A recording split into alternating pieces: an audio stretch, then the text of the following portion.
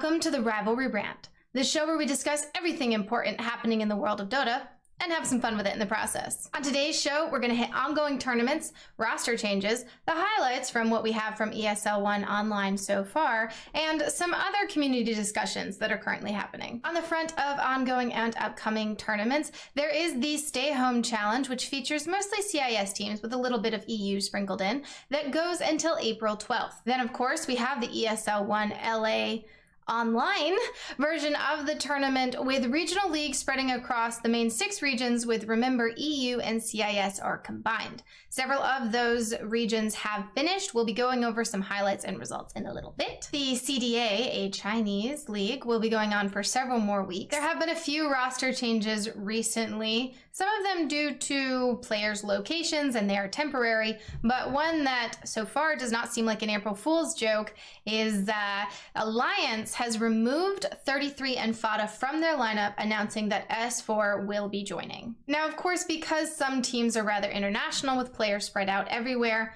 you will see teams play with different rosters throughout these ESL One events, and then any other online leagues we pop up, you might see these rosters happen. So OG they'll be playing with 33, already picking him up from the Alliance reshuffle, and then Nip is also playing with a different roster. You'll also notice that EG is playing with Bulba and Ryoya instead of Abed and Ramses. April Fools did happen this week, so hopefully you didn't trust your Twitter timeline too much, especially when TNC posts wonderful news announcements like this. Yes, Tim's definitely left the team. Enough of these roster changes, whether real or not. It's time to dive into the fun stuff, and that's the highlights and the games to watch from the ESL One Online Tournament. We're gonna start off in North America, where we saw Evil Geniuses, Business Associates, Crazy, and X-Chaos were now playing back under the tag Quincy Crew, battle up against each other, with Quinn, CCnC of Quincy Crew himself, giving a little insight into their strategies. You know, Rolling Thunder go brr brr. As I mentioned, it was not the usual business for EG, as they were playing with a few stand-ins, but that didn't stop them from showing Business Associates they knew how to close a game out. Business Associates, you gotta get back. They're gonna go try and You go need for to the get throne back. themselves. You're They're gonna lose. resmoke, but You all need of to a lose. sudden, Evil Oh, no, Geniuses, they they're inside lost. their They base. lost. They're gonna try They and realized TP too back, late. but the Stampede goes up. RTZ Metamorphosis, swing, swing, swing. Where's the Primal Roar? No! Bulba stops it What with a way a to stomp, lose. and that is it. In the grand finals, EG ended up taking the whole series 3-1 against Quincy Crew, with, shocker, RTZ walking away with the MVP vote, but Biver did take 3rd place there, so it wasn't entirely EG favored as far as MVPs go. In Southeast Asia, we were spared any major roster changes, so everything got to proceed as normal. Now, Fnatic had kind of a rough start in the group stages, losing 2 of their series, but then the playoff bracket kind of all theirs, minus a little bit of masterful Mikoto juking. Definitely felt himself. Oh, trying to go for the invis Would be rune. huge. Fissure. The heals, the Epi, BKB. He tries to He BKB gets the himself out remnant. of it. He does remnant back. He's He gonna come remnant back in. And Fnatic are not going to be able to get that tasty kill. After a 3-0 Grand Finals victory for Fnatic, DJ walked away with the MVP award. But take a look at 2nd place MVP Mikoto, who wasn't even playing in the Grand Finals. Pretty impressive stuff for that player. Chinese region still has a few days left in it before we know who the winner is.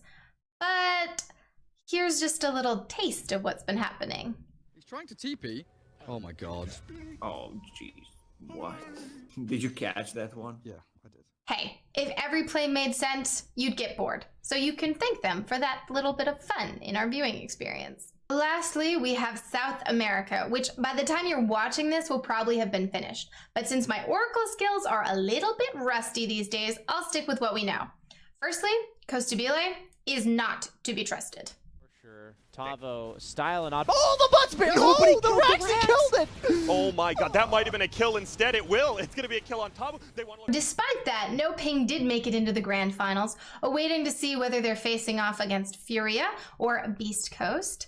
Now, Beast Coast is playing with Lelis as a stand-in for Stinger, but that didn't stop them from demolishing Furia 2-0 earlier in the tournament. Although, as far as I can see right now, kinda looks like Furia's making Beast Coast work for it. With most of the other regions wrapping up, now we can settle in and focus on the EU plus CIS combined bracket that has a lot more teams than the other regions, and a lot more prize money. The most notable team not in attendance here is OG Seed, although their parent tree, OG, will be there. A recent episode of the We Say Things podcast from Sunspan and Syndrin goes into a little bit about pro player protection in matchmaking. Let's listen to what Syndrin has to say about that. In the past, CCnC, I remember this very clearly, was streaming, and people started report stacking him for fun. So I think at that point, Valve implemented some sort of shadow protection for pro players, because people, like, if pro players and streamers should be treated differently by Valve in terms of punishment, they should also be treated differently in terms of protection from the community, because the community is just as fucking toxic sometimes. Make sure to check out their entire podcast for the full discussion and the other great content those guys are doing. This brings up that perhaps Dota really needs to consider an Overwatch system like they have in CSGO. Who won the tournaments that were going on while I was recording? What team will Black join next? And will we ever get a battle pass? That's next time on the Rivalry Rant.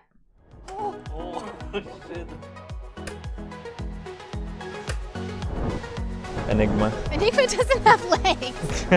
What the hell? I don't know. You play that hero. I think it's a color.